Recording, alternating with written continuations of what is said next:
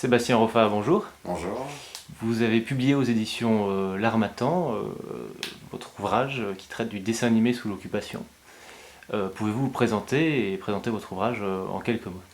Merci. Je suis historien, spécialiste du cinéma d'animation. J'ai déjà publié chez L'Harmattan quelques ouvrages sur animation et propagande, sur les dessins animés de propagande justement pendant la Seconde Guerre mondiale. J'ai publié aussi Disney la France, sur l'implantation de Disneyland Paris en France. Et là, c'est une trilogie en fait, ce sont trois ouvrages sur le dessin animé français sous l'occupation.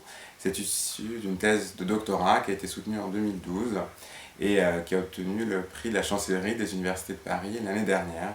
Donc j'en suis ravi et je suis ravi que ce long projet éditorial aboutisse, ces trois tomes qui sont sortis progressivement en 2014, janvier, juillet et novembre. Voilà, la trilogie est terminée depuis novembre 2014. Donc voilà, ces trois volumes s'articulent sur l'aspect d'avant-guerre, 36-40, sur comment est-ce que l'État a essayé, ou pas d'ailleurs, d'implanter une industrie française du dessin animé.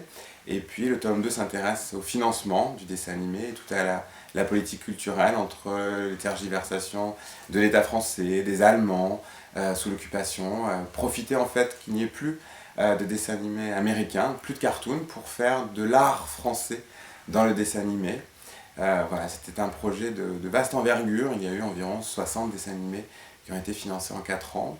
Et puis le tome 3 s'intéresse à l'esthétique et à la réception de ces dessins animés sous l'occupation.